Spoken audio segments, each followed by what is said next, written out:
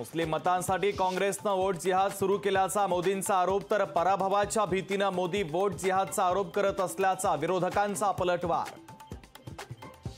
मोदींच्या प्रचार दौऱ्यात अजित पवारांच्या गैरहजेरीनं चर्चांना उधाण। अजितदादा महायुतीच्या प्रचार सभेत सहभागी होणार का, असा राष्ट्रवादीचा दावा।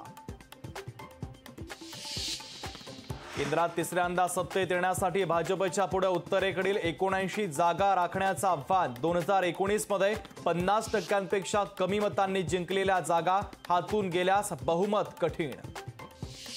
लाचारीच्या मर्यादाही या लोकांनी सोडल्या। जिरेटोप हा महाराष्ट्राचा इतिहास। शरद पवारांची प्रफुल्ल पटेलांना शाब्दिक चपराक। इंडिया आघाडीच्या पाठिंब्यावरून ममता बॅनर्जींचा युटर्न। इंडिया आघाडी सत्तेत आल्यास बाहेरून पाठिंबा देणार, ममता दीदींचं वक्तव्य। ही पापाची आघाडी नसून बापाची आघाडी आहे। मोदींच्या कल्याणमधील नकली शिवसेनेच्या टीकेवर खासदार संजय राऊतांचे खडे बोल। संजय राऊतांच्या सततच्या आरोपानंतर नाशिकमध्ये मुख्यमंत्री एकनाथ शिंदेंच्या बॅगांची तपासणी। निवडणूक आयोगाच्या भरारी पथकानं घेतली शिंदेंच्या बॅगांची झडती। पंतप्रधान मोदी आणि राज ठाकरेंची मुंबईत उद्या संयुक्त सभा। सभेच्या पार्श्वभूमीवर मुंबईतील वाहतुकीच्या मार्गात अनेक महत्त्वाचे बदल।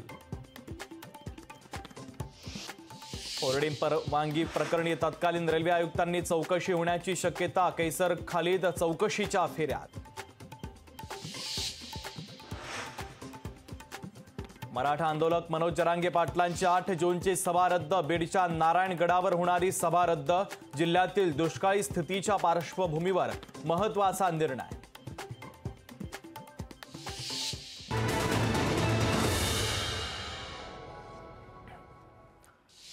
भाजपची दक्षिण मुंबईतील बाईक रॅली रद्द। आशिष शेलारांच्या नेतृत्वाखाली निघणार होती बाईक रॅली। नाशिकमध्ये शिवसेना आणि शिवसेना उद्धव बाळासाहेब ठाकरे पक्षाचे कार्यकर्ते आमने सामने। घोषणाबाजी करत शिवसेनेच्या रॅलीला उद्धव बाळासाहेब ठाकरे पक्षाचा विरोध। प्रचाराच्या धावपळीमध्ये अजित पवारांना थकवा। डॉक्टरांचा अजितदादांना विश्रांतीचा सल्ला। अजित पवार मुंबईतील देवगिरी बंगल्यावर करतायत आराम।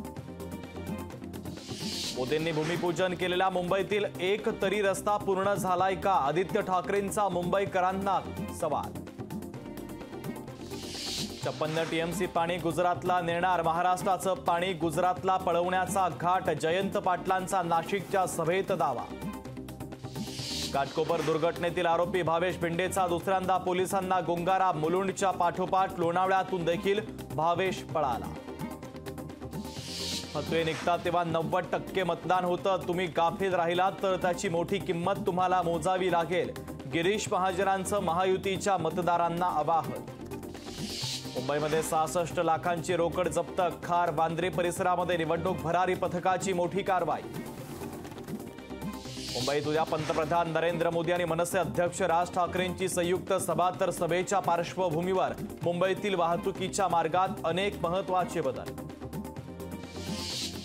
अमरावतीच्या मेळघाटात हंडाभर पाण्यासाठी आदिवासींची वणवण। 13 गावात टँकरनं पाणी पुरवठा। जिल्ह्यातील 65 गावांतील विहिरी प्रशासनाकडून अधिग्रहित। साताऱ्यामध्ये वयोवृद्ध पेन्शनधारकांची फसवणूक। ट्रेझरी ऑफिसमधून बोलत असल्याचं सांगत तब्बल 72,000 रुपयांची केली फसवणूक। पुणेकरांवर पाणी कपातीचं मोठं संकट। धरणांमध्ये 15 जुलैपर्यंत पुरेल इतकाच पाणी साठा। कालवा समितीच्या बैठकीमध्ये पाणी कपातीबाबत निर्णयाची शक्यता। छत्रपती संभाजीनगरमध्ये अवकाळी पावसाची जोरदार हजेरी, तर अवकाळी पावसानं उन्हाळी पिकांचं अतोनात नुकसान। काँग्रेसच्या ज्येष्ठ नेत्या आणि गुजरातच्या माजी राज्यपाल कमला बेनिवाल यांचं निधन। जयपूरच्या खासगी रुग्णालयामध्ये घेतला अखेरचा श्वास।